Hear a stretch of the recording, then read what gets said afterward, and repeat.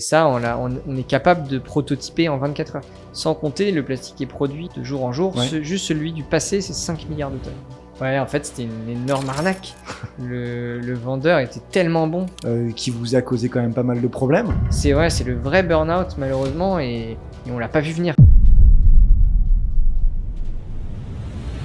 Leur capacité avec pas grand-chose, à transformer, à modifier, à aller chercher des systèmes D avec du low-tech. Vous avez réussi à lever combien? Je pense qu'on doit être aux alentours de 12 millions d'euros. Et que la liste des travaux, elle est infinie. Et donc ça nous a pris 3 ans. Et ça se fait quand on n'a pas d'argent, quoi. C'est comme ça qu'on arrive à être ingénieux. Les plages sont pas nettoyées en hiver. En fait, on a une quantité de déchets plastiques qui est colossale. Pour faire des choses sérieuses, il faut trouver de l'argent. Pour trouver de l'argent, en tout cas en sponsoring, il faut réussir à se faire connaître. C'est le Uber Eats du plastique, c'est incroyable quand même. Tout ce qu'on peut imaginer qui est aujourd'hui fait en bois, on peut le faire en plastique. T'arrives à garder le moral? Même si c'est pas simple, c'est vraiment ça pour nous qui va faire que ça va changer la donne. Mais pas du tout pour me dire il faut sauver la planète. Ça prend une autre dimension quand tu fais le printemps et que tu grutes ton bateau. Ouais. Et pourquoi ça? Ah non, les Galeries Lafayette, tu dis. Ouais, les Galeries Lafayette. Ouais. Les Galeries Lafayette, gros sujet. Et en fait, je pense que c'était un truc un peu fou, tu vois, de mettre un bateau sur le toit des Galeries à Paris. Et donc là, les gens se sont dit, mais ah ouais, en fait, on n'avait pas trop saisi là, à quel point ils étaient sérieux, ces gars-là. Et c'est Et là ça a été où pour toi game changer complètement. Je pense que ça a été vraiment... Alors, le baptême du bateau aussi. Ok. Le baptême où on a quand même fait venir une ministre. 150 personnes, toute la presse. Donc là, ça a quand même commencé à faire un buzz médiatique. Et derrière, on a fait des... Quand tu parles du bateau, tu parles du deuxième bateau Plastic Odyssey ou tu parles du premier? Là, c'est le tout petit. C'était le tout petit. Donc ah ouais, c'était okay. vraiment, on commençait, ça faisait 2 ans. On s'était vraiment lancé à temps plein. Ok. À peine 2 ans, 1 an et demi. Et donc, on n'avait rien, on connaissait personne. On avait trouvé un tout petit peu d'argent, quelques mécènes qui nous suivaient. Et on avait juste construit un petit bateau de 6 mètres, un catamaran. Et juste avec ça, on a réussi à faire venir pas mal de monde, à faire beaucoup de bruit. Et comment t'arrives à te dire, en fait, je vais me poser mon bateau, je bloque le boulevard Haussmann, je grute mon bateau sur la toiture des Galeries Lafayette? C'était vraiment c'était un peu un concours de circonstances. Les Galeries Lafayette faisaient une semaine d'événements sur l'environnement et ils avaient entendu parler de nous. Ils nous ont dit, bah, vous voulez pas venir mettre votre bateau sur le toit? Et ça s'est fait comme ça. Ce qui est marrant, c'était que 100 ans plus tôt, un avion se posait sur le toit des Galeries Lafayette. Et quasiment 100 ans plus tard, on arrive à mettre un bateau. Donc c'était un peu un clin d'œil. C'était surtout pour montrer gagner en crédibilité. C'est de ça qu'on avait besoin pour trouver les partenaires qui allaient derrière nous permettre de faire la vraie expédition autour du monde. En fait, c'était ce premier bateau. Moi, je t'ai entendu dire ça. C'était ta preuve de concept. Ouais. C'est de voir s'il y avait en fait un modèle économique autour de ça. En tout cas, si ça permettait de mobiliser. C'était même un cheval de Troie. C'était un cheval de Troie parce que on s'est dit, pour faire des choses sérieuses, il faut trouver de l'argent. Pour trouver de l'argent, en tout cas en sponsoring, il faut réussir à se faire connaître. Et donc, on a eu cette idée un peu de la DeLorean des mers, du bateau Retour vers le futur, tu mets des déchets et ça avance. Mais vraiment, on n'a jamais eu l'idée de faire des bateaux qui avancent aux déchets. On s'est dit, on va juste faire ce bateau pour montrer que techniquement, on était solide, on était capable de fabriquer de A à Z une pyrolyse et que ça fonctionnait et qu'à la fois, on était solide en termes de communication et qu'on était capable, pour des sponsors, d'avoir un vrai retour sur investissement en termes de communication et que ça allait avoir de l'impact. Donc, on a essayé de réunir tous ces ingrédients-là dans un projet qui demandait pas beaucoup d'argent, pas beaucoup de temps, et qui nous permettait de faire nos preuves.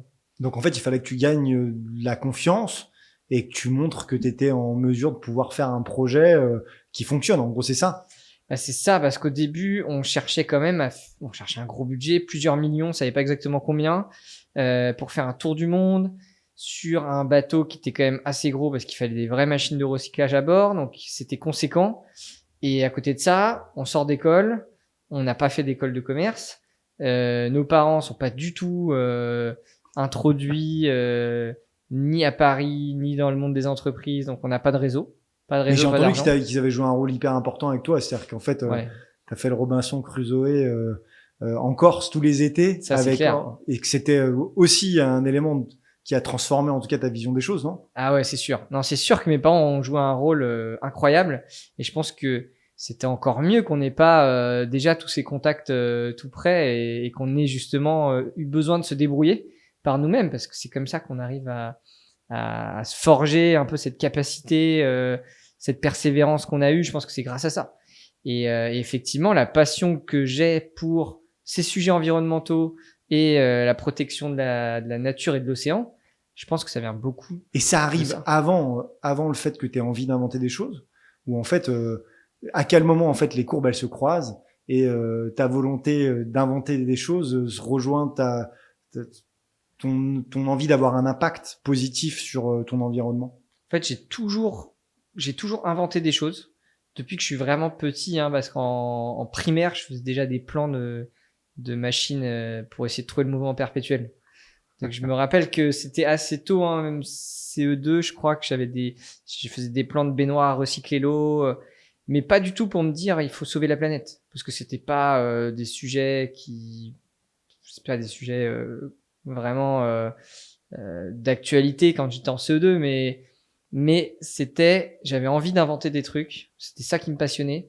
Et parce que je faisais du camping sauvage et que je passais mon temps l'été à essayer d'économiser l'électricité, l'eau, c'était des trucs qui me passionnaient. En fait, d'arriver à la baignoire à recycler l'eau pour économiser le moins d'eau possible. Le mouvement perpétuel, c'est pour essayer d'avoir de l'énergie. Bon, je me suis vite rendu compte que ça servait à rien de continuer là-dessus, mais j'ai toujours aimé inventer des systèmes qui finalement, maintenant qu'on pourrait dire écolo, mais à l'époque, c'était pas ça du tout.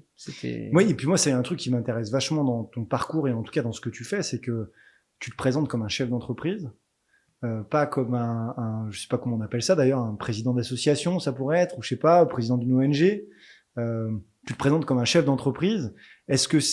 Pourquoi déjà tu te présentes comme ça et pas comme parce que le modèle économique, il est intéressant. On va en parler. Moi, j'ai plein de questions à te poser autour de ça. Mais aujourd'hui, tu te vois comme un chef d'entreprise? Je dirais peut-être plutôt entrepreneur. Même si derrière la finalité c'est une entreprise, il y a aussi une association. C'est un modèle un peu plus complexe, mais c'est plutôt je pense le côté d'entreprendre quelque chose et d'avoir une ambition qui est assez forte. D'abord drivé par l'impact, mais en essayant d'être le plus pragmatique possible, et donc en essayant de se dire finalement si il faut gagner de l'argent, trouver un modèle économique pour avoir le plus d'impact possible, il faut aller par là. Et donc je pense que c'est entrepreneur, explorateur aussi. Je crois qu'il y a vraiment ce côté-là qui m'anime, c'est de découvrir des choses, de faire des choses qui n'ont jamais été faites. Ça c'est quand même hyper fort chez moi et dans l'équipe. Et ouais, en fait ça se traduit par aujourd'hui des solutions concrètes qui recyclent du plastique avec un modèle économique, même si c'est pas simple. C'est vraiment ça pour nous qui va faire que ça va changer la donne et qu'on va recycler beaucoup de plastique.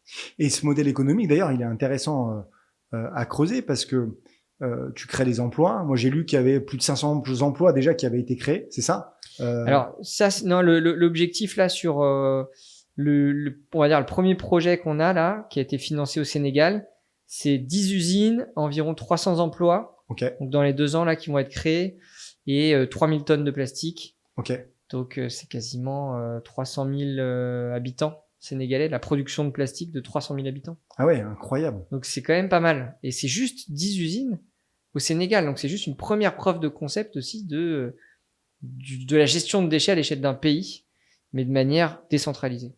Ouais, parce que moi, ce que j'ai compris, mais avant peut-être d'aller un peu plus loin, comment t'aimerais qu'on te présente?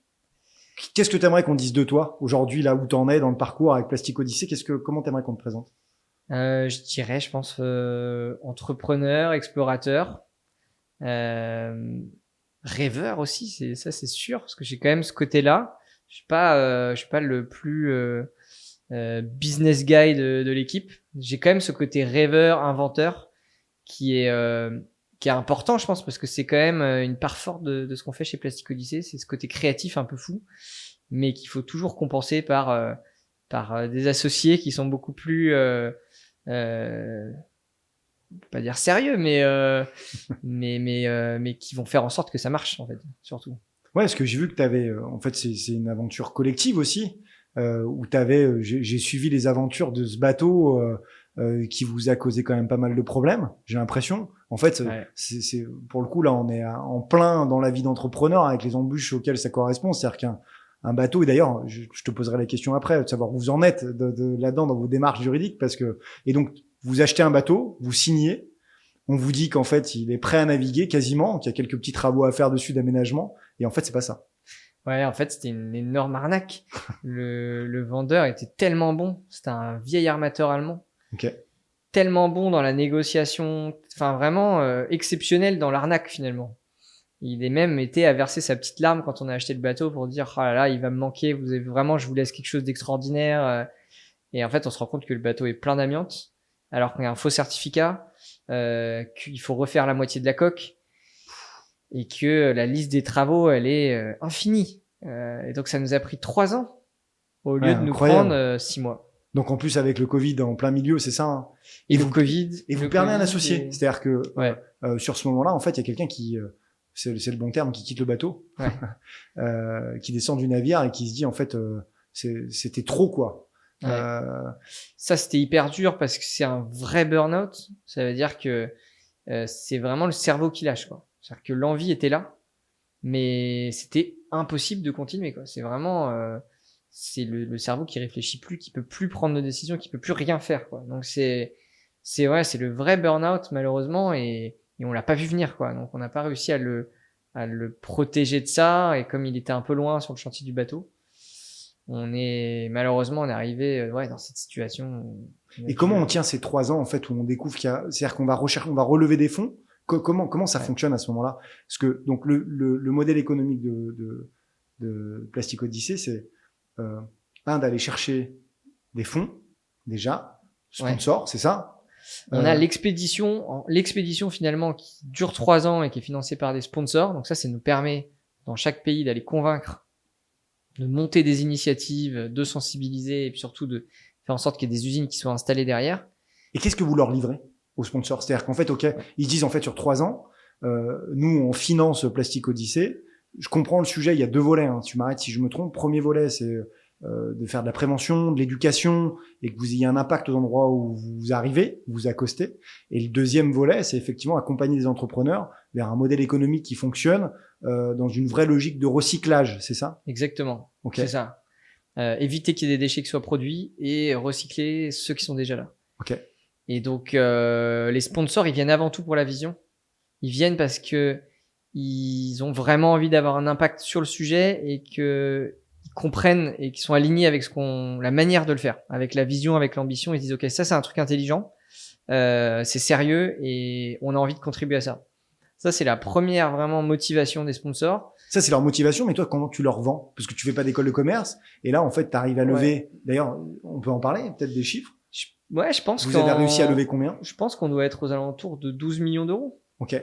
Pour les 3 ans, avec le projet, avec le nouveau bateau. Ouais, depuis qu'on a commencé le projet de gros bateau, on va dire. Donc, on avait trouvé peut-être 300 000 euros pour le petit bateau. Okay. Et derrière, à peu près, je pense, en tout, là, ça doit maintenant être aux alentours de 12 millions d'euros. Ouais, c'est incroyable. Sur 6 ans. Sur 6 ans de projet, quoi. Ah ouais, c'est incroyable. Donc ça, c'est votre budget. Et aujourd'hui, vos sponsors, ils ont tout décaissé.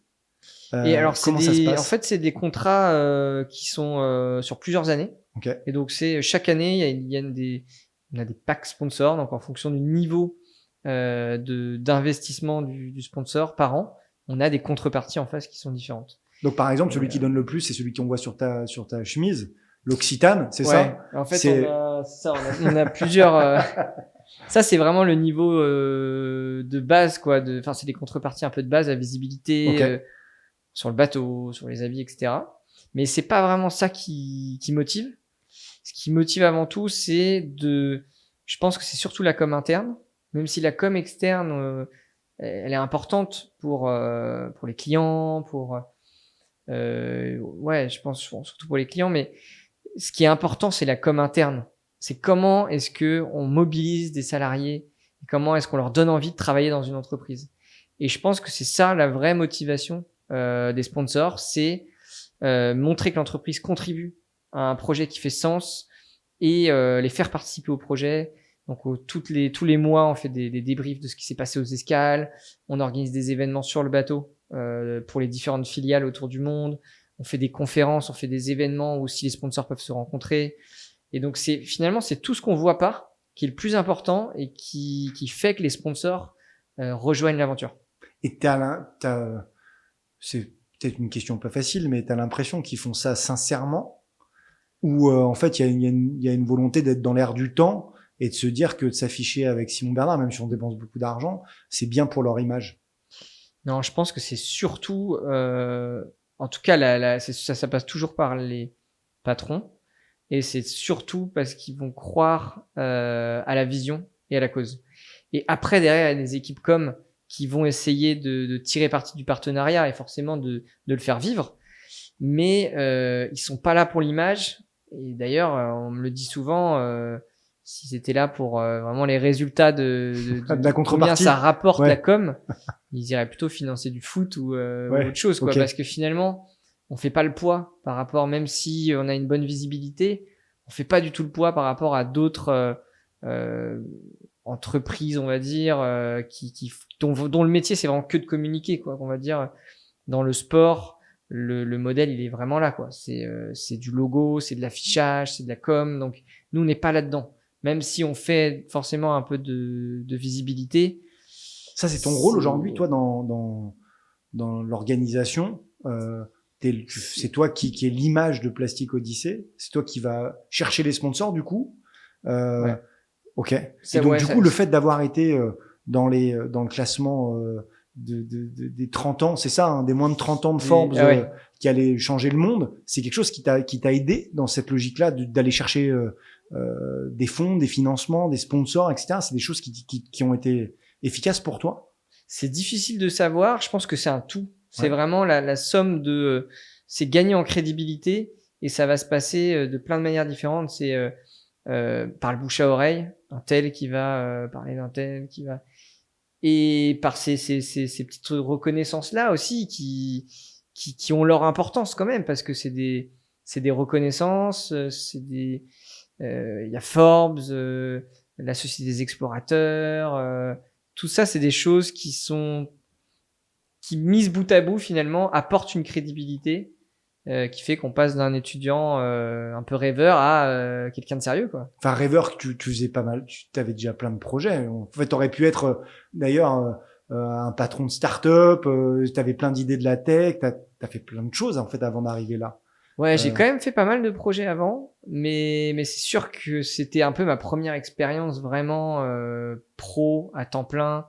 Avant, c'était plus des projets étudiants en parallèle de mes études, donc c'est vraiment la première fois que je fais quelque chose finalement à temps plein. Et donc, ouais, j'ai quand même vraiment beaucoup évolué entre les débuts et aujourd'hui. Et c'est ça qui est super aussi dans l'entrepreneuriat, quoi. C'est qu'on apprend en faisant et on grandit comme ça, quoi. Ouais, mais c'est rare d'avoir un projet aussi entrepreneurial qui est open source. C'est-à-dire que le projet aujourd'hui de Plastic Odyssey, c'est aussi de se dire qu'en fait, si on met à disposition, en tout cas, vous mettez à disposition tout ce que vous apprenez de partout où vous passez sur une plateforme collaborative et qu'en fait, c'est ouvert à tous et à tout le monde. Ça, c'est quand même complètement incroyable. Ça, c'est vraiment ce qui nous motive depuis le début. C'est comment est-ce qu'on arrive à maximiser l'impact en ayant le moins d'efforts possible. Donc, en ayant le moins d'argent à mobiliser possible. Et donc, on s'est dit, si on donne gratuitement, si on fait le Wikipédia du recyclage et qu'on donne gratuitement la connaissance, ça va se faire tout seul.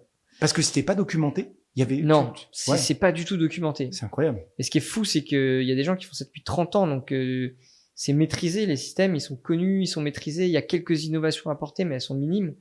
Et la seule chose, c'est comment est-ce que on va documenter ça, et c'est parfois des recycleurs au fin fond de la brousse, d'Équateur, du Panama, d'Asie, sûrement, il va y en avoir plein aussi.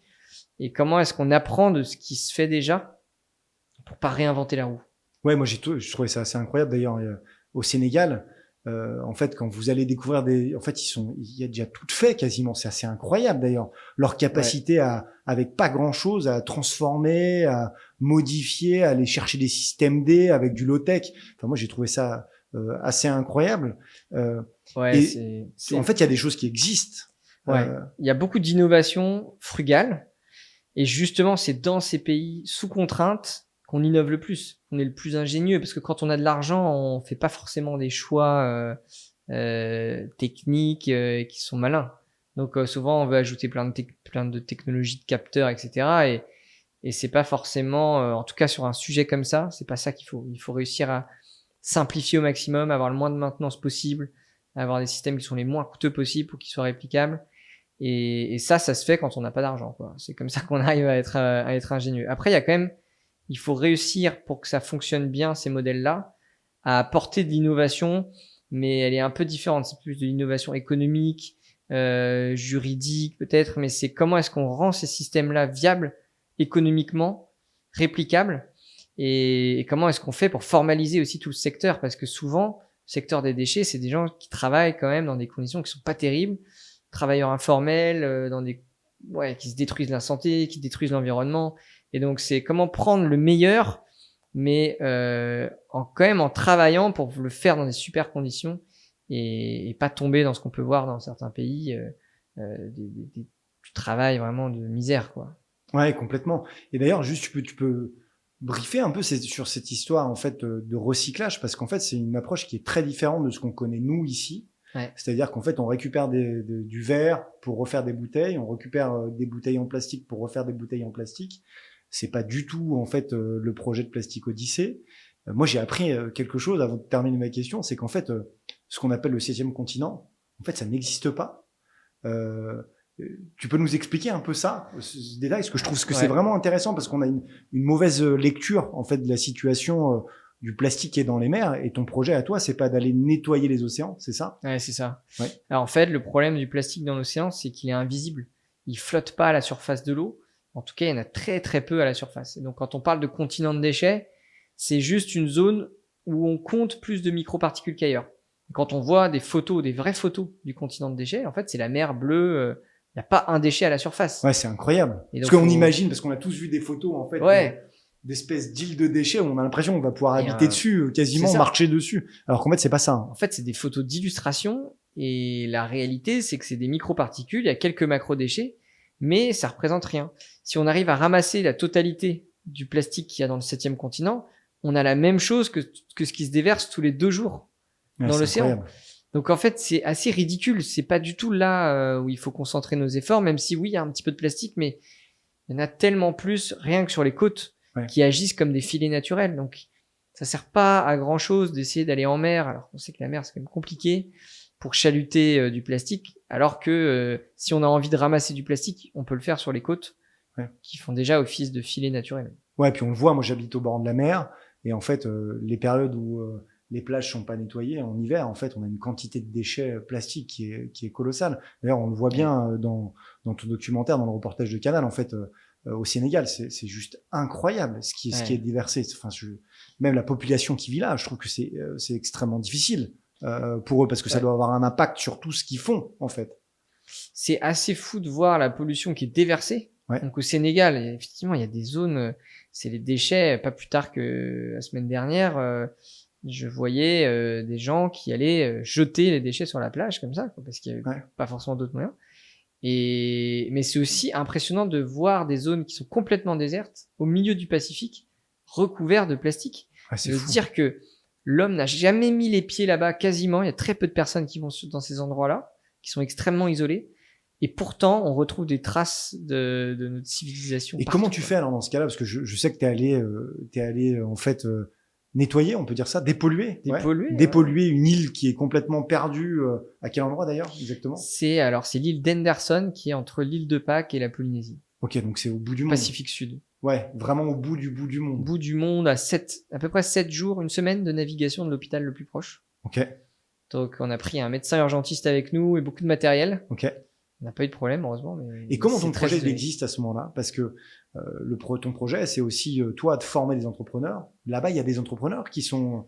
Alors c'est ça le truc, c'est que le projet est vraiment dans les zones habitées, puisqu'on essaie de prévenir la pollution plastique en installant des usines avec des entrepreneurs, en faisant de la sensibilisation. On s'est rendu compte qu'il y avait un 3e volet qu'il fallait qu'on ajoute, qui était la restauration des écosystèmes. Ouais, d'accord. Et donc, comment on fait quand il y a des endroits qui sont complètement isolés? On peut pas installer d'usine, on peut pas sensibiliser les gens. Mais le plastique, il faut le ramasser parce que sinon il se dégrade en particules et là on pourra plus rien faire. Et paradoxalement, c'est des zones qui sont très polluées mais qui sont aussi très riches en biodiversité et donc qui sont vraiment nécessaires de protéger. Henderson, c'est une des réserves mondiales de l'UNESCO. Ok. Donc c'est des zones qu'il faut absolument protéger. Il y a 4 espèces endémiques d'oiseaux, c'est très riche et ces oiseaux ils vivent dans le plastique aujourd'hui. Ouais, Plus maintenant, du coup, mais ouais, c'est... Et là, les entrepreneurs, en fait, comment vous les choisissez? Pourquoi ils viennent vous voir vous et comment vous les choisissez? Est-ce qu'ils ont tous au départ cette, comme toi, cette appétence pour faire changer les choses? Est-ce que c'est des militants? Est-ce que d'ailleurs toi t'es militant? Est-ce qu'ils te ressemblent? C'est quoi ces profils? On cherche plutôt des entrepreneurs qui savent ce que c'est, des vrais entrepreneurs. Donc pas des militants, pas des associations, des gens qui ont déjà une entreprise ou qui vont monter leur entreprise et qui sont déjà dans le secteur en général. En général, c'est des gens qui collectent, qui parfois vont jusqu'au broyage du plastique et qui veulent aller plus loin pour pouvoir traiter plus de plastique et avoir un modèle économique plus rentable. Donc c'est vraiment des gens, on veut que ça reste des entreprises qui sont rentables parce que c'est le seul moyen de ne pas dépendre de subventions et d'avoir un vrai impact. Ok, parce que eux, dans certains cas, vous les financez, vous faites des prêts. Comment ça se passe? C'est des prêts que vous leur faites? Vous rentrez dans le capital de leur entreprise? Comment ça fonctionne économiquement? Alors, on teste encore un petit peu le modèle. On est passé on donne des plans en open source et ça va marcher, à finalement, c'est pas suffisant. Il faut faire des usines clés en main. Ouais, ok. On donne une usine, ça va marcher, où on prête et on investit. Et là, on est passé carrément sur un modèle où on va beaucoup plus loin. On a un système de franchise et donc là, on va pouvoir accompagner les entrepreneurs, pas uniquement en leur mettant à disposition une usine, mais en les formant. Donc, on a un centre de formation. Ils viennent passer plusieurs mois pour apprendre le métier dans le centre de formation.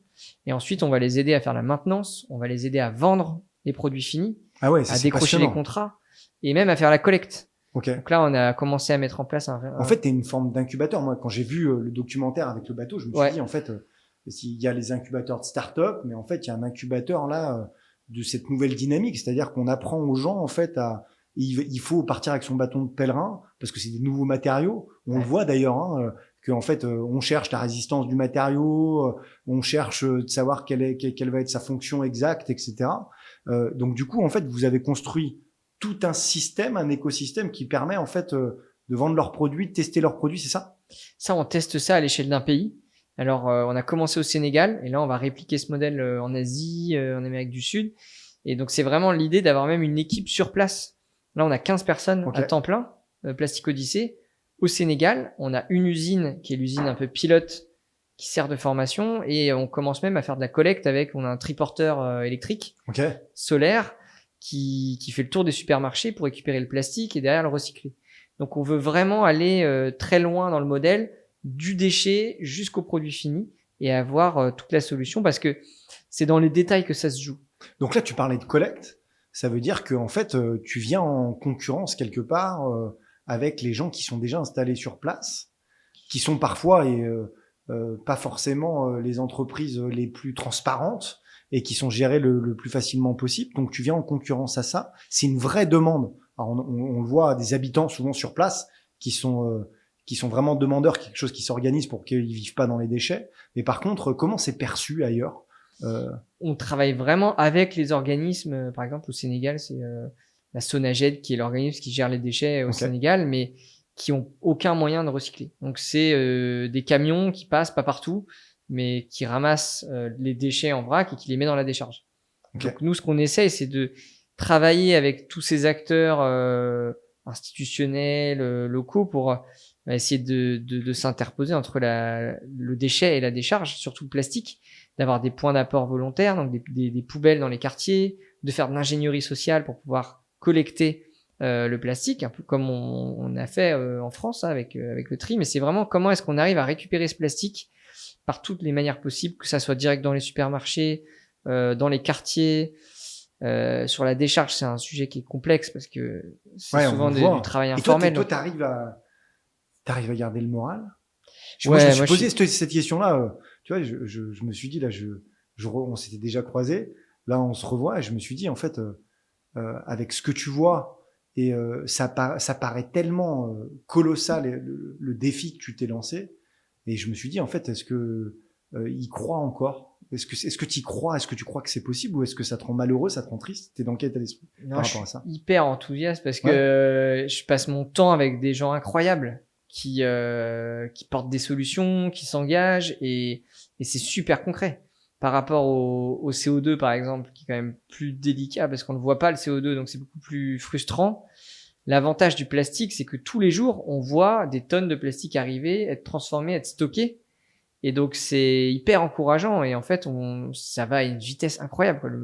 On est en train de se répandre, d'évoluer à une vitesse qui est folle. Et même si ça va demander quand même du temps et que le problème, il est à une grande échelle. Ouais. En fait, c'est quand même parce que le parcours que tu as conçu, c'est qu'il est aussi processé, c'est ça. C'est-à-dire que tu vas aux endroits, c'est-à-dire les 20 principaux pays dans lesquels effectivement il y a un vrai sujet autour de ça, c'est ça. Hein. Ouais, on s'est dit, on va essayer de faire la loi de Pareto. Donc, comment est-ce qu'on trouve les 80% du problème? Et il se trouve que c'est dans une trentaine de pays, en Afrique, en Asie et en Amérique du Sud. Et dans ces 30 pays, on va dire que la majorité, c'est des pays à bas et moyens revenus. Donc c'est des pays plutôt pauvres. Et donc on peut assez facilement en fait réduire cette pollution si on cible les bons endroits. Et si on n'essaie pas d'aller ramasser le plastique dans l'eau, on a quand même beaucoup plus d'impact à terre et en amont. C'est ça, hein, parce que je crois que le chiffre en fait c'est 20 000 tonnes, c'est ça? Par minute, par seconde, c'est 20 tonnes, 20 à peu près, entre 20 et 40 tonnes par minute. 20 et 40 tonnes par minute, qui est déversée dans l'océan. Donc ça, c'est juste la pollution qui arrive dans l'océan. Sans compter la pollution de la nature, parce que y a énormément de plastique qui se retrouve dans la nature, dans les terres. Et là, des entrepreneurs que vous avez déjà accompagnés, il y a des solutions qui sont réplicables. Tu vois une partie des solutions qui est déjà réplicable. Qu'est-ce qui fonctionne? J'ai vu qu'il y avait des éléments de tuiles, des palettes, des plaques. C'est quoi les éléments aujourd'hui en fait? Est-ce qu'il y a un élément commun qui fait qu'en fait ça fonctionne? Ce qu'on a vu à grande échelle, là on avait vraiment le plus de débouchés, c'était surtout les planches, les profilés. Donc faites tout ce qui peut remplacer le bois. Toutes les formes de poteaux, de planches, pour faire du mobilier, pour faire des maisons. Tout ce qu'on peut imaginer qui est aujourd'hui fait en bois, on peut le faire en plastique. Alors, l'idée, c'est pas de recréer des déchets, mais vraiment d'arriver à stocker cette matière. Donc c'est pour ça qu'on appelle même presque pas ça du recyclage, quoi. Mais ça, on en a vu partout. À Bogota, on a vu des maisons se construire. Donc ça, c'est assez impressionnant. En plastique? Uniquement en plastique recyclé, comme de la charpente plastique, de la menuiserie plastique. Ah ouais, c'est incroyable. Et donc là, on voit qu'on peut faire énormément de choses, répondre à des besoins hyper concrets. On peut imaginer faire des habitats d'urgence, du mobilier, des palettes de transport. Là, il y a vraiment un panel assez large, donc il faut juste être bon dans quels sont les besoins et comment on arrive à le fabriquer le moins cher possible pour que ça soit compétitif. Et après, il y a tout ce qui remplace le béton. Donc ça va être des pavés pour les routes. En Afrique, il y a énormément...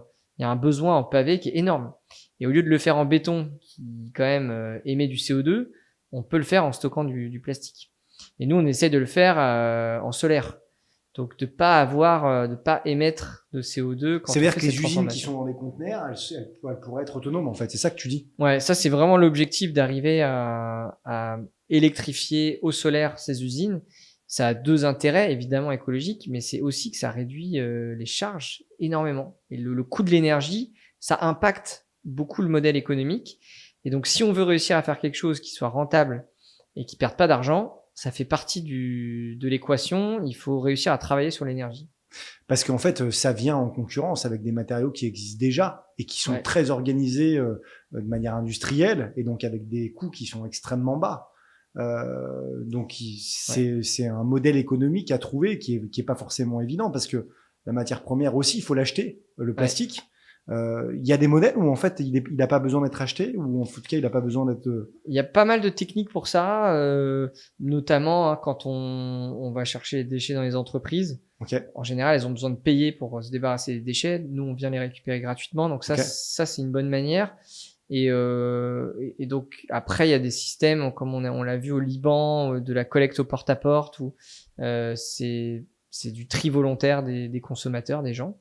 Incroyable d'ailleurs, avec une application en fait, c'est le Uber Eats du plastique, c'est incroyable quand même. Ouais, c'est exactement ça. C'est génial le système. Porte à porte pour aller chercher les déchets, donc ça marche. On l'a vu au Caire aussi. C'est des déchets qui sont récupérés gratuitement, mais parfois il faut l'acheter. Et c'est sûr que c'est une part importante du modèle, donc il faut travailler aussi sur comment est-ce qu'on arrive à faire, comme tu dis, des produits finis qui sont compétitifs. Et ça dépend vraiment des contextes. Des contextes où le bois est très très cher. Et donc là, si tu commences à faire des planches pour des terrasses ou des pontons ou autres, tu arrives au même prix, voire moins cher que le bois. Ok, en plus avec un impact de gaz à effet de serre qui est en dessous, puisque c'est un matériau qu'on va réutiliser. Ben, c'est ça, suivant les contextes, t'as pas coupé d'arbres, t'as pas utilisé de béton. Et ça, c'est vraiment en parlant carbone, c'est même sans parler de l'impact positif sur la pollution plastique. Et c'est vraiment ça qu'on essaye. Il n'y a pas de solution universelle, c'est au cas par cas. Il faut trouver dans le pays ou dans le quartier même qu'est-ce qui fait sens et qu'est-ce qui va répondre à un besoin concret, quoi.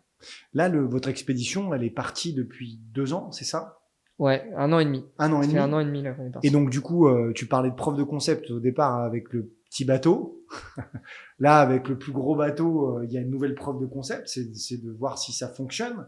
Est-ce qu'il y a la preuve de concept aussi, elle a été validée maintenant avec certains entrepreneurs que vous avez installés et qui ont créé de l'emploi, etc. Ça fonctionne pour certains? Alors on a vous avez des modèles? On a installé 3 usines qui sont isolées en Guinée, au Togo et à Djibouti. Donc ça, c'est des premières usines pilotes où on teste les modèles, on affine. Et là, le modèle le plus abouti, c'est vraiment ce qu'on fait au Sénégal. On construit 10 usines réparties sur le territoire qui vont travailler ensemble. C'est à chaque fois 10 entrepreneurs. Quand tu dis 10 usines 10 usines, c'est 10 entrepreneurs qui vont chacun venir se former. On a notre propre usine qui est un peu notre centre de formation. Donc l'objectif, c'est que cette usine mère, qu'elle tourne, donc qu'elle soit rentable avec des vrais contrats, mais qu'on puisse du coup salarier des entrepreneurs qui vont venir se former. Ah ouais, d'accord. En fait, ils vont venir, ils seront payés. C'est-à-dire que toi, tu leur assures un salaire et en fait le démarrage de leur activité. Donc c'est-à-dire que toi, tu pourrais être en mesure d'aller chercher des contrats pour eux. Ça, c'est ce qu'on fait avec des grosses entreprises de construction au Sénégal et en Côte d'Ivoire. Intéressant. On a des contrats pour faire des poubelles dans les villes, fournir des pavés pour le métro d'Abidjan, des choses comme ça qu'on va pouvoir aller chercher. Et donc ça on le fait parce qu'on a cette crédibilité aussi. Et donc ces contrats-là derrière, on va pouvoir les dispatcher dans le réseau d'entrepreneurs qui vont juste avoir à se concentrer sur faire des bons pavés, faire des bonnes planches dans des bonnes conditions. Et nous derrière, on va pouvoir s'occuper de donc ça veut dire ce que je disais tout à l'heure, c'est que toi, il faut que tu recrutes. Et le modèle économique, c'est pas de recruter comme dans une association des bénévoles. Pour le coup, tu as des vrais salariés, c'est ça? Là, au Sénégal, on a 15 employés. Ah oui, d'accord, à temps plein. Qui font tourner le modèle économique. Qui font tourner la première usine.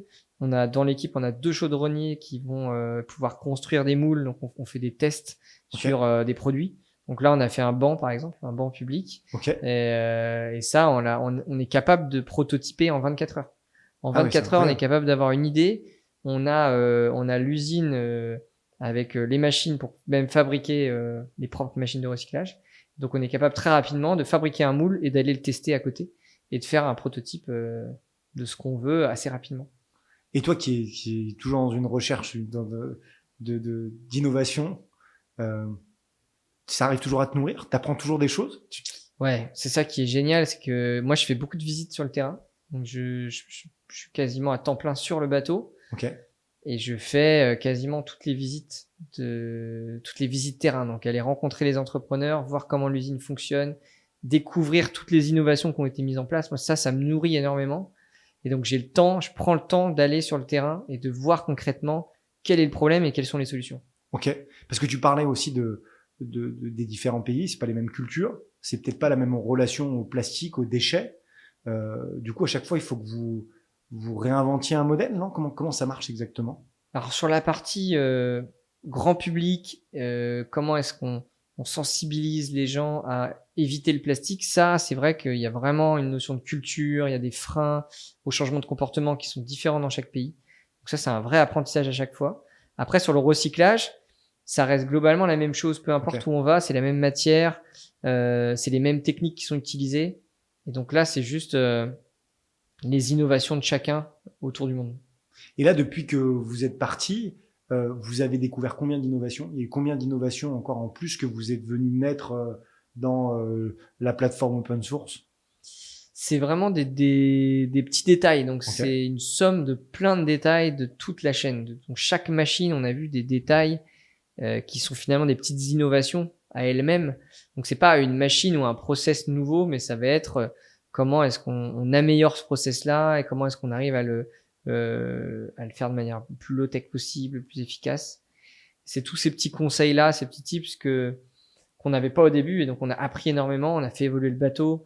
Là, on est en train de construire cette nouvelle plateforme qui va être le Wikipédia du recyclage, mais on sait que il faut pas s'arrêter là, parce que même en donnant toute la connaissance, c'est difficile de se lancer. Donc il faut aller au-delà et il faut amener carrément un réseau un peu local. Et c'est quoi, toi, tes KPI de réussite? C'est-à-dire qu'une entreprise classique, on voit bien, c'est le chiffre d'affaires, le résultat, l'EBITDA. Toi, c'est quoi tes KPI qui font qu'en fait, que tu sais que ça marche? Et Nous, alors, il faut que l'entreprise, à terme, il va falloir que ce modèle, il soit rentable, donc il faut pas perdre d'argent. Ok. Ça, c'est notre objectif, c'est arriver à être rentable, mais pas forcément gagner de l'argent. Rentable dans les usines, c'est ça? Ouais, que les usines soient rentables. Il faut que tout ce modèle-là, il soit rentable et qu'on n'ait pas besoin de subventions. Ça, c'est la première chose. Et la deuxième chose, c'est ce qu'on regarde les KPI, c'est combien de tonnes de plastique on recycle, combien d'emplois on crée. C'est vraiment les deux KPI qui sont les plus intéressants et les plus pertinents. Alors, on s'était beaucoup concentré sur le plastique, mais en réalité, on se rend compte que l'emploi, c'est vraiment une donnée très importante, surtout en Afrique, dans pas mal de pays. Mais là, au Sénégal, il y a un besoin d'emploi qui est énorme chez les jeunes. Là, on est dans des quartiers où si les gens sont tellement désespérés qu'ils prennent des pirogues pour traverser. Donc, si on arrive non seulement à traiter les déchets, à paver les rues et à donner l'emploi aux jeunes pour qu'ils restent dans leur quartier, qu'ils s'épanouissent et qu'ils aient plus à devoir risquer leur vie en mer, ça, c'est une réussite incroyable. Ouais, complètement. Ouais. C'est super intéressant. Et du coup, c'est quoi la suite de Plastic Odyssey? C'est-à-dire que j'ai bien compris qu'il y avait ces 6 ans. Et ensuite, c'est quoi? C'est un modèle qui continue? C'est comment toi tu vois les choses? Comment tu te projettes? Alors, je pense qu'il va y avoir deux axes. Il va y avoir l'axe micro-usine qu'on a appelé local factories. Donc, c'est ces micro-usines qui emploient des gens, qui recyclent du plastique de manière viable économiquement. Donc ça va vivre, j'espère, tout seul. Et de l'autre côté, j'aimerais quand même qu'on continue cette partie non-profit, quasiment humanitaire, d'urgence, on a du plastique dans des zones, il n'y a pas de solution, il faut aller dépolluer. Et donc, je pense qu'on va transformer ce bateau pour en faire encore plus une usine de dépollution. D'accord. Pour aller soit dans des endroits complètement isolés, faire des dépollutions et recycler ce plastique, soit dans des zones un peu d'urgence où on n'a pas encore installé d'usine pour, par exemple, dépolluer un camp de réfugiés, recycler tout le plastique pour faire des habitats d'urgence. Et donc faire des missions plus longues qui vont peut-être durer 4 à 6 mois où on va concrètement ramasser des tonnes de plastique, donc nettoyer des zones entières et grâce à ce plastique fabriquer des éléments, et c'est là qu'il faut qu'on réfléchisse encore quels sont les besoins, mais ça va plutôt être des éléments d'urgence, donc des habitats d'urgence, des écoles, pourquoi pas, des sanitaires, il faut qu'on réfléchisse à ce qu'on va faire, mais ça c'est un peu la vision plus long terme, un peu comme les bateaux hôpitaux qui font escale et qui vont soigner tout le monde, c'est de passer de zone en zone pour apporter ce soutien un peu d'urgence de dépollution et de construction derrière d'infrastructures. Ouais, je comprends, c'est hyper intéressant. Je me suis noté aussi qu'il fallait que je te pose comme question quel était pour toi en fait le modèle de réussite. C'est-à-dire que on construit, alors je pense que tu as fait le calcul, je pense que du plastique, il y en aura encore à recycler pendant très longtemps. Ça, c'est sûr. Je pense qu'on a encore quelques dizaines d'années devant nous parce que juste l'héritage qu'on a aujourd'hui, c'est 5 milliards de tonnes. Sans compter le plastique qui est produit de jour en jour. Ouais. Juste celui du passé, c'est 5 milliards de tonnes. Donc, on a de quoi faire encore. Ouais, donc ça veut dire que ces modèles de petites factories, tu disais tout à l'heure, comment t'appelais ça? Local factories. Local factory. En fait, ça va à l'encontre aussi de ce qu'on voit de ces méga factories. Et d'ailleurs, c'est ce qu'on a en Europe qui sont ces gros recycleurs. Non, je sais pas si on peut appeler ça. Je sais pas s'ils transforment d'ailleurs. Hein. Pas beaucoup, en tout cas. En tout cas, ils traitent les déchets. Il n'y a pas un risque aussi que ces petits entrepreneurs locaux, on vienne les concurrencer avec des plus grosses machines internationales et qui viennent s'installer pour faire des choses dans les pays dans lesquels vous intervenez? Je pense pas parce que la difficulté du déchet, c'est que justement, c'est pas rentable de le faire à grande échelle, en tout cas pas sans subvention, parce que le transport coûte cher et que d'aller chercher du déchet un peu partout dans des zones où les camions passent pas, très souvent les camions poubelles peuvent pas passer, où la collecte est très difficile. Donc réussir à acheminer ce plastique et à être rentable à grande échelle, c'est quasiment impossible. Et d'ailleurs, même en France, c'est pas rentable. Hein. En France, ce qui rapporte le plus, c'est de mettre en décharge. Très souvent, c'est d'aller enfouir. Et c'est ça les modèles les plus lucratifs en France. Donc, dans les pays, nous, qu'on vise, c'est encore plus compliqué de gagner sa vie. Et donc, le seul moyen qu'on ait trouvé, c'est d'arriver à faire du très local, du très décentralisé. Et si on veut avoir de l'impact, il faut juste multiplier ces réseaux décentralisés. Et c'est un peu la même chose qui se passe pour l'énergie. Au lieu d'avoir des grosses usines, des grosses centrales thermiques, on a mis des petites éoliennes un peu partout décentralisées. Et en fait, c'est ces modèles-là qui finalement vont faire de l'impact mis bout à bout. Et c'est pas forcément de centraliser tout ça dans des grosses usines. Ouais, c'est très intéressant. Et du coup, une autre question que je m'étais noté à te poser absolument, c'est vivre au quotidien avec son équipe. C'est comme si moi je vivais en fait jour et nuit en fait avec. Bon, des fois j'ai l'impression que c'est un peu ça parce que je travaille beaucoup, mais en fait c'est une approche qui est très différente de vivre avec ses collègues en permanence. Ouais, ça, c'est sûr. Comment on gère ça quand on est manager, parce que tu es aujourd'hui le chef d'entreprise de Plastic Odyssey et effectivement j'imagine que la frontière elle est mince entre le fait de devenir ami, le fait de travailler ensemble, le fait d'avoir un rapport hiérarchique. Comment ça fonctionne? Comment tu gères tout ça? C'est avant tout trouver les bonnes personnes. Ça passe vraiment par là. Donc, c'est trouver des gens qui ont les mêmes valeurs, qui sont motivés par la même chose et qui humainement vont être capables de vivre en communauté comme ça. Et donc, je suis pas allé jusqu'à faire un parallèle avec les astronautes, mais on essaye de sélectionner des gens qui sont pas uniquement bons techniquement. Donc, on va vraiment aller chercher est-ce qu'on a envie de vivre avec eux, quoi. Est-ce qu'on a envie d'être coloc? Donc, quand on fait un recrutement, on essaie vraiment de se poser la question, est-ce que je vais vivre 4 mois avec cette personne? Est-ce que je vais aimer vivre avec cette personne pendant 4 mois? Parfois, c'est difficile de le savoir. Et donc, on préférera toujours recruter quelqu'un qui est moins bon techniquement, mais socialement, humainement, qui colle mieux avec l'équipe. Parce qu'il va savoir monter en compétence, alors que quelqu'un qui est bon techniquement, mais qui humainement ne colle pas avec l'équipe, on ne pourra pas le faire changer. Donc ça, c'est vraiment l'apprentissage qu'on a et qu'on partage avec d'autres expéditions, avec d'autres bateaux. C'est vraiment ça. Il faut trouver des personnes avec qui on va avoir envie de passer des soirées et des week-ends, puisque concrètement, c'est ce qu'on fait. On partage pas que des moments pro, on part en week-end et parfois on a un peu envie d'être dans son coin, mais on passe quand même des super moments et c'est ça qui fait que ça marche et que tout le monde est motivé et qu'il n'y a pas besoin de... Moi, je suis pas manager en fait. On va dire que je suis leader, je motive les gens, et je pense en partageant ma passion, mais chacun s'investit. On a des ingénieurs qui sont là, qui sont pas rentrés chez eux depuis 1 an et qui adorent ce qu'ils font et qui passent des fois. Et moi, mon rôle, c'est plutôt de leur dire, il faut arrêter de bosser maintenant. T'arrêtes, tu fermes ton ordi et on va aller faire un coup de wingfoil ou on va aller faire un coup de plongée parce qu'on a trop bossé, quoi. Donc c'est plutôt ça qu'on cherche c'est driver les gens par la passion, quoi. Parce que vous êtes aujourd'hui 2 associés, c'est ça? Ouais, on a 2 associés sur l'expédition, on a un 3e associé sur la partie local factories, donc plus la partie business, création de cette start-up industrielle, on va dire, donc de ces micro-usines. Et donc, ouais, qui est un peu moins sur l'expédition, mais Ok, qui lui, en fait, pilote les micro-factories. Ouais. Et du coup, en fait, qui est-ce qui recrute? C'est toi qui recrute l'équipe? Vous êtes combien sur le bateau? 20? C'est une vingtaine, je crois. On c'est ça, est en permanence une vingtaine, entre 15 et 20. Ok. Moi, je fais partie de ce processus de sélection, mais je suis pas forcément le meilleur pour faire ça. Ok. Mais ouais, j'aime bien au moins voir si ça peut marcher avec l'équipe. Et je suis quand même beaucoup à bord du bateau. J'ai envie de passer du temps et de travailler avec des gens. Ouais, parce que vous étiez. C'est pourquoi je te posais la question sur tes associés, parce que tous les deux, en tout cas, vous destiniez à être marin. Quand on se destine à être marin, on sait qu'on va vivre sur un bateau et qu'on va on va avoir une promiscuité, qu'on va pas pouvoir rentrer chez soi tous les soirs, etc. Donc, qu'on va vivre ensemble. Mais là, les ingénieurs que vous recrutez, c'est pas des gens qui sont marins au départ. Non. Donc c'est vrai que c'est une approche qui est assez différente parce que Ouais.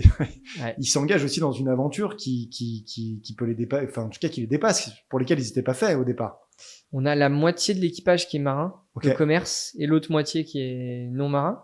Donc ça a été dur au début de faire cohabiter les deux mondes, Ouais, complètement. faire en sorte que les marins comprennent la réalité des non-marins et inversement. Et maintenant ça va. Maintenant tout le monde a compris, tout le monde est dans le même bateau. Mais il y a quand même cette culture qui est quand même très différente. C'est peut-être ça le plus dur. Après, les ingénieurs qui sont pas marins, très vite, soit prennent le pli, s'adaptent à ce milieu, soit ça marche pas. Mais c'est vrai que il faut quand même trouver des aventuriers parmi ces profils qui sont pas forcément destinés à ça à la base, quoi. Et là, depuis l'année et demie, en tout cas les 2 ans, l'équipe a tourné, a changé, s'est renouvelée, ouais. On a eu un peu de turnover. Ouais. Et là, on arrive quasiment à avoir une équipe un peu stable, Okay. qui va encore faire cette dernière année. Il reste 1 an et demi d'expédition. Donc là, on arrive à avoir trouvé un rythme de croisière. On commence à mieux comprendre quelles sont les compétences dont on a besoin, quels sont les profils qu'on recherche. Et ça reste quand même compliqué de recruter parce que effectivement, c'est quand même. Parce que vous faites tous les entretiens en visio, tu les fais quand tu es à Paris. Comment ça on marche? les fait surtout en visio. Ouais, d'accord, ok. Ça arrive qu'on rencontre les personnes, mais après c'est aussi beaucoup de bouche à oreille et de connaissances. Okay.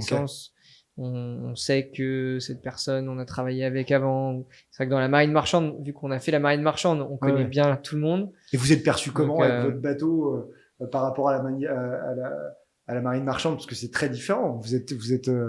Je crois que. Comment ils vous voient, parce que c'est assez incroyable. Ouais, c'est une bonne question. Ouais. Je pense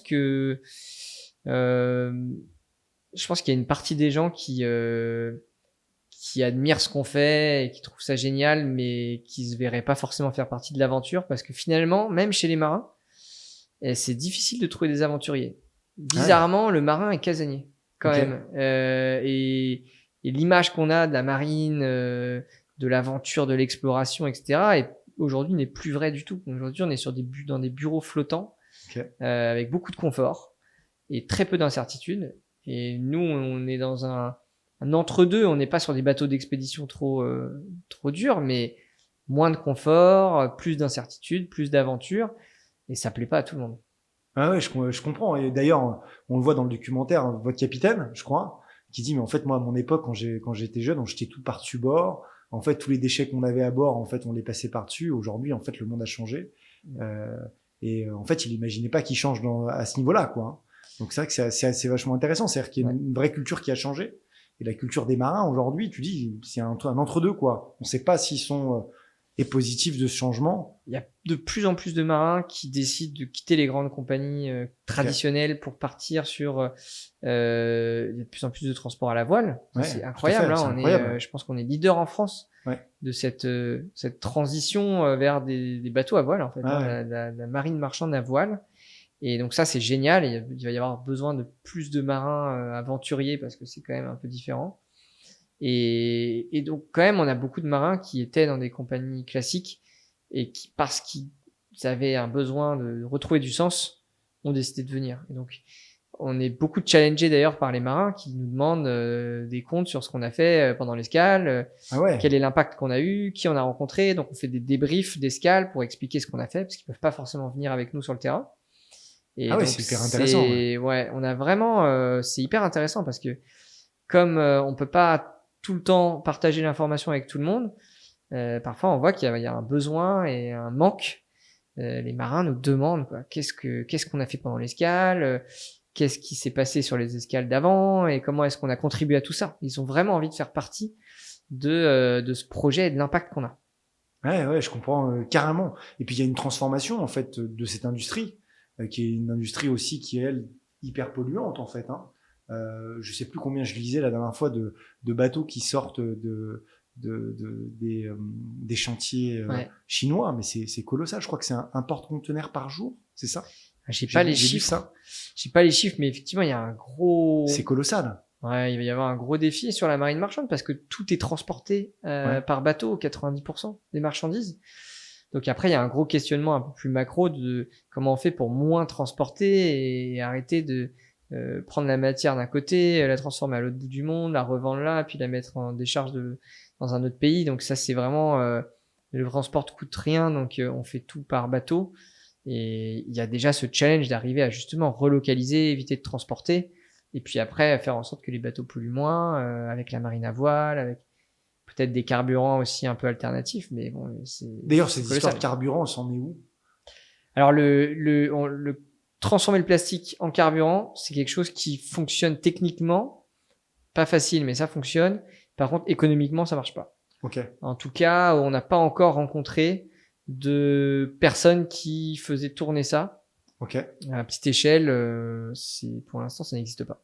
Okay. Donc, on n'a pas beaucoup mis d'énergie là-dessus parce qu'on se dit que on a envie de voir, de voir des modèles. Peut-être que le carburant est encore pas assez cher et qu'il va falloir attendre un peu.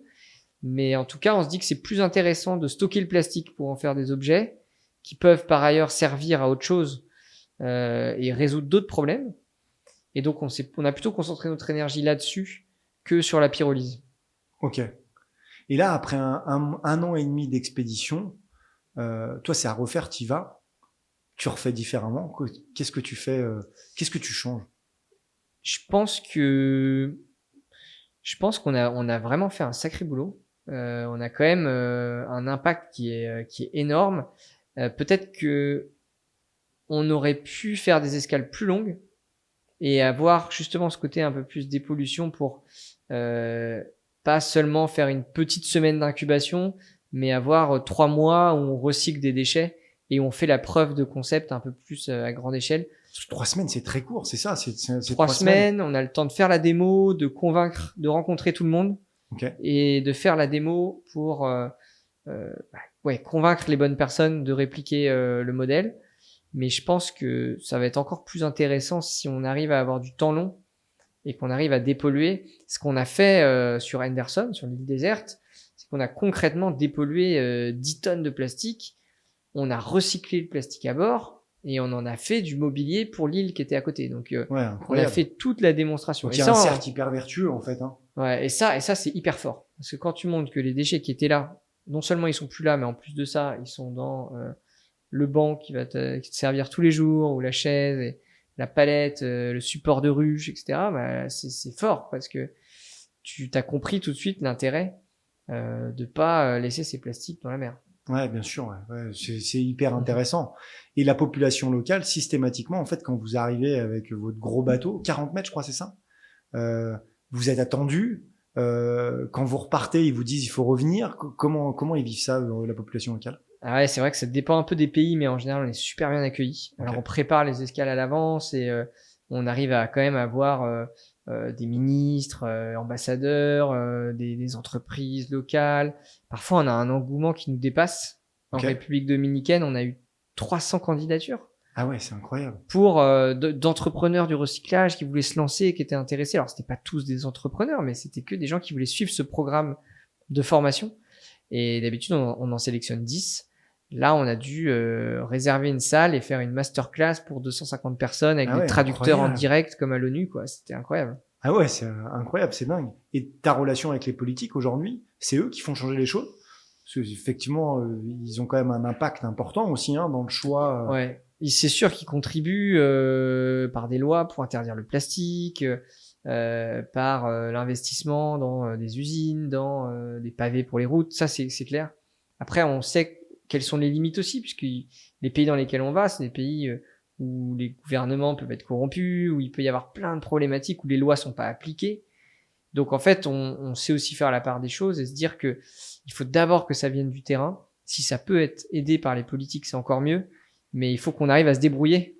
D'être le maximum vraiment, autonome. Ouais, sans avoir besoin des politiques, parce qu'on sait que c'est pas toujours possible. Et c'est quoi les plus grandes difficultés que t'as eues depuis le lancement là, de Plastic Odyssey, hormis le bateau qui, je crois, était 2 ans d'un calvaire, non? C'était hyper dur en fait. Ouais, hormis les 3 ans de galère du chantier du bateau, le plus dur, je crois que c'est vraiment de trouver un modèle qui marche bien, qui fonctionne, parce qu'il y a tellement de paramètres, que ça soit économique, environnementaux, sociaux. C'est vraiment une recette de cuisine qui est très complexe et qui n'existe pas aujourd'hui.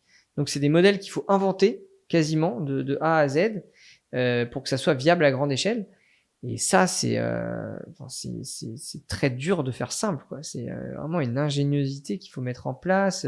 Parce que ça, tu l'avais pas identifié au départ. Tu t'étais dit, en fait, nous, on va trouver des systèmes pour faire quelque chose du plastique, pour le recycler, et ça sera déjà super. Ouais, au départ, on avait vraiment une approche très ingénieure, on va dire, en disant, bah, on fait des machines, on prend du plastique, on recycle, et puis voilà, ça marche, quoi.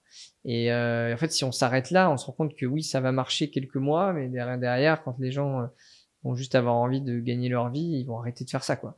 Et donc, il faut aller plus loin, et il faut que ça soit rentable, il faut que les gens travaillent dans de bonnes conditions, soient bien payés. Donc c'est aussi ça qu'on essaie de mettre en place, d'instaurer des salaires minimums, et ça, des conditions de travail. Dans votre centre de formation, c'est des choses sur lesquelles vous abordez, parce que les cultures sont très différentes dans les pays dans lesquels vous intervenez. Ouais, donc ça c'est vraiment ce qu'on essaye d'apporter, okay. Qui n'existe pas quand on découvre des usines de recyclage. C'est des salaires décents, donc là minimum 2 fois le SMIC, local, c'est d'avoir des EPI. Donc ça, on est vraiment très strict là-dessus, sur tous les équipements de protection.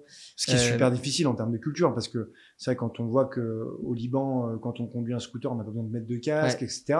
En fait, on se dit qu'on est très très loin déjà de la protection des travailleurs. C'est quand même, il y a des différences majeures. Mais on se rend compte que, évidemment, ça prend quand même une certaine rigueur et de la formation, mais c'est comme tout finalement.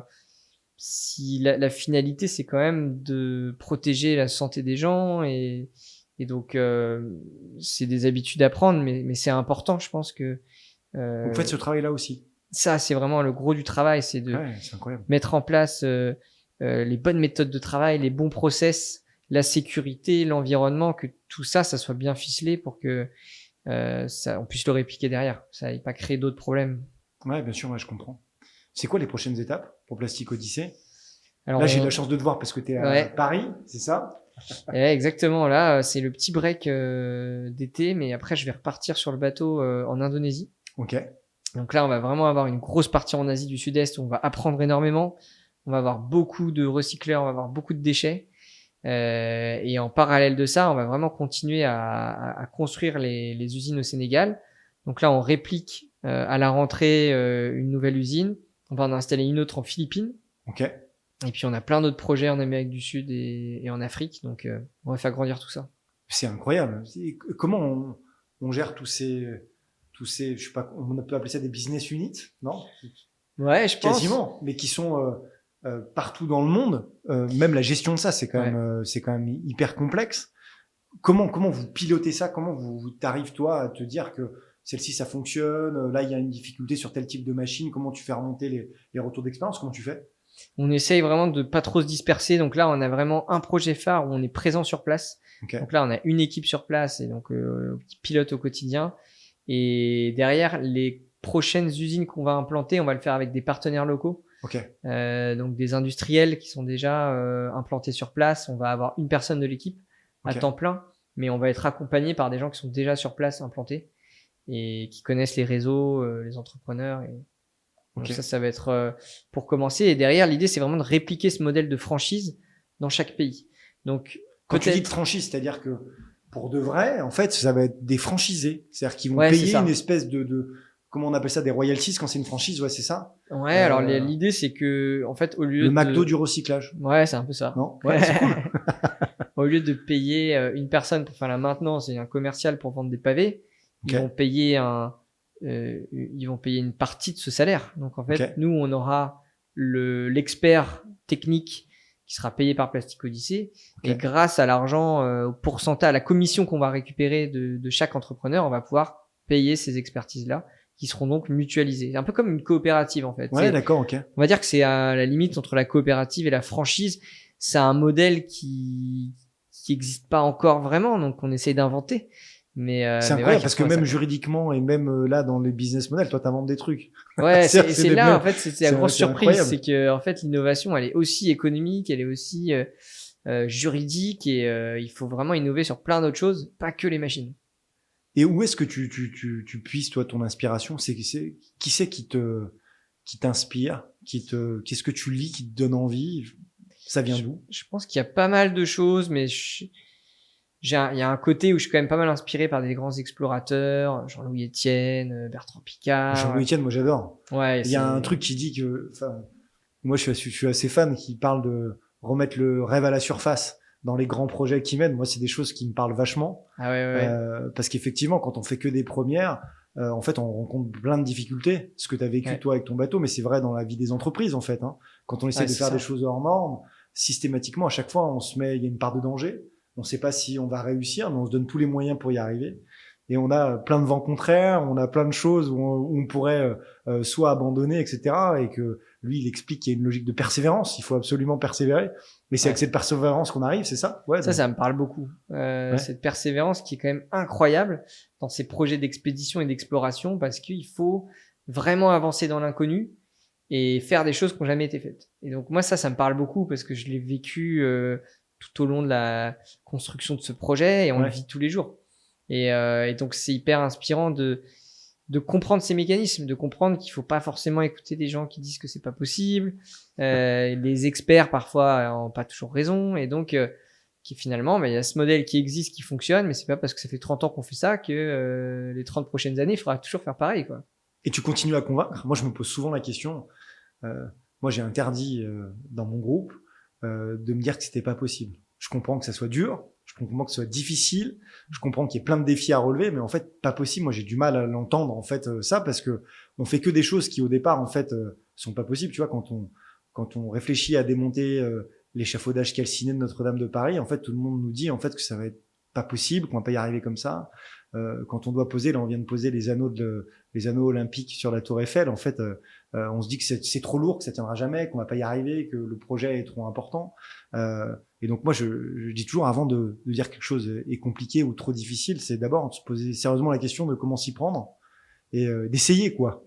C'est quand on essaye. Essayer, puis regarder un peu différemment, parce que effectivement, parfois, c'est pas possible avec les moyens traditionnels. Ouais.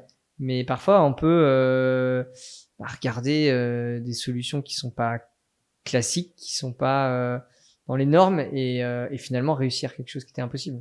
Et t'es dans quel secteur d'activité? Comment on te classe Simon, hein. Comment on dit de toi t'es un entrepreneur militant, est-ce que t'es un militant qui cherche des business models? Comment de quel secteur tu fais partie? Parce que vous êtes pas vraiment une ONG en vrai. c'est ça qui est assez compliqué, c'est qu'on fait partie de plein de cercles différents.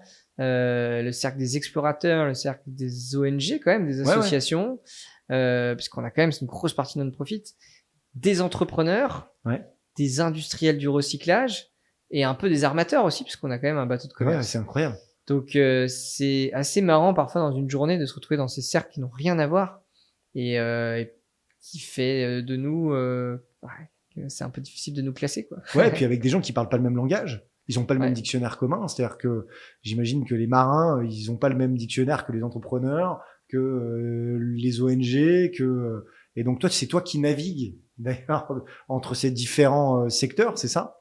Il y en a un qui te plaît plus que les autres? Je crois que je me nourris vraiment de tous ces univers-là qui ont chacun quelque chose à apporter et que c'est hyper justement important de ne pas rester enfermé dans sa bulle de militant ou d'association ou sa bulle d'entrepreneur ou d'entreprise. Il faut réussir à comprendre en fait les enjeux de tout le monde et prendre le meilleur de chacun pour arriver finalement à faire quelque chose qui peut pas se classer aujourd'hui parce que ça existe pas encore. Ouais. Et qui va peut-être ouvrir une voie nouvelle qui pourrait être copiée et peut-être résoudre d'autres problèmes. Moi, je trouve qu'il y a un truc qui est quand même incroyable avec toi, c'est que, en fait, on doit te le dire souvent, mais en fait, t'es hyper inspirant parce que tu fais. Ce qui est incroyable, c'est que moi, je dis toujours, c'est qu'entreprendre, c'est faire. Et je trouve qu'en fait, t'es le modèle parfait de quelqu'un qui a eu un rêve, un objectif et qui essaye des choses et qui fait. C'était le cas quand t'as essayé de construire un désalinisateur, ouais, incroyable, en disant on va faire un truc low-tech qui fonctionne, petit, efficace, etc. Là, pareil, avec les machines qui sont low-tech pour le plastique, etc. D'avoir un projet, de dire en fait on va avoir un bateau, on va aller partout, on va construire des usines. En fait, tu fais les choses, tu vois que ça marche. Et en plus, ce qui est fou, c'est que ça marche. En fait, qu'est-ce qui marche pas dans ce que tu fais? Il y a plein de choses qui marchent pas quand même. On se prend des portes tout le temps, on échoue beaucoup aussi. Et finalement, après, c'est vrai qu'on voit que ce qui marche. Ouais. C'est ça qui reste. Mais on teste plein de choses et on se plante beaucoup. On a fait des premières usines, ça marche pas comme on veut. On revoit la copie. Donc c'est ça aussi qui fait qu'on est des entrepreneurs. Et mais comme tu dis, je crois que ce qu'il faut, c'est faire avec passion. Ouais. Et je crois que c'est ça qui nous anime aujourd'hui. On n'a pas d'autre objectif que d'essayer et de réussir à recycler du plastique, à éviter cette pollution. C'est ça qui nous anime au quotidien. Et on n'est pas animé par autre chose. Et donc, je pense que c'est ça qui est inspirant, en fait, c'est de faire des choses qu'on aime. C'est ça la différence. Quand on essaie d'être riche, quand on essaie d'être célèbre, c'est pas inspirant, en fait. Ce qui est inspirant, c'est de faire des choses qu'on aime faire, de partager une passion et donc on voit tout de suite la différence, quoi. Ouais, super intéressant. Est-ce qu'il y a une question que en fait j'aurais dû te poser que je t'ai pas posé ou que t'aurais aimé que je te pose? Bah, écoute, non, je crois qu'on a bien fait le tour. Hein. Ouais, c'est vrai. Si j'avais quelqu'un à inviter, le podcast en fait il s'appelle Build, ça veut dire construire. Toi, tu essaies de construire un nouveau monde, en tout cas une façon différente d'aborder le monde.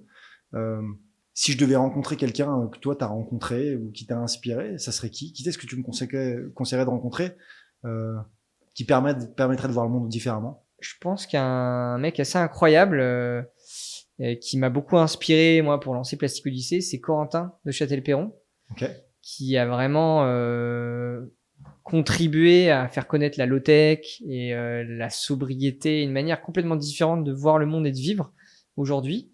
Qui est un grand rêveur, encore plus rêveur que moi, mais qui est aussi super inspirant. Et il est en ce moment, il est en France là, donc c'est rare. Il revient de 6 ans de tour du monde là, donc. Ah ouais, ok, incroyable. Et là, il est en train de vivre dans un appart à Boulogne, low-tech, en essayant de vivre en autonomie dans un appartement pour tester le mode de vie en ville. Donc ouais, je pense que ça serait un bon explorateur, entrepreneur, militant. L'open source et la low-tech, ça un avenir en termes de business? Moi, je me pose souvent la question. On fait dans le groupe, on a une société qui fait en fait de la réduction acoustique. Ouais. Et en fait, c'est des produits qui sont hyper low-tech. Et en fait, on essaie de pas refabriquer des bâches, on les réutilise, on fait de l'upcycling. On a une petite factory qui les nettoie, qui les remet en service, etc. Et je me pose toujours la question en fait du sujet du low-tech. Est-ce que c'est facilement copiable? Ouais, c'est sûr en fait que ces démarches qui consomment moins de ressources, qui consomment moins d'énergie et qui travaillent en collaboration, c'est ça l'avenir parce qu'en fait c'est ça qui marche dans la nature. Et la nature a quand même des millions d'années de R&D et donc on fera pas mieux que la nature. Et quand on regarde la nature, c'est ça, c'est beaucoup de coopération et de la simplicité au maximum. Il n'y a rien qui est inutile dans la nature, dans un être vivant. Tout a une fonction, tout est optimisé. Et donc je pense que c'est ça la vraie innovation, c'est d'arriver à faire des choses qui sont simples, qui consomment peu de ressources, en collaboration. Et je pense que c'est ça l'avenir. Ouais. Et toi, tu te vois justement ton avenir, tu le vois continuer encore longtemps, faire ça toute ta vie? Ouais, c'est une bonne question. Je sais pas trop, mais en tout cas, je pense que j'ai toujours envie de faire des choses avec passion et de travailler sur ces sujets environnementaux. C'est ça qui me plaît le plus, ouais. Cool. Merci. Merci à toi.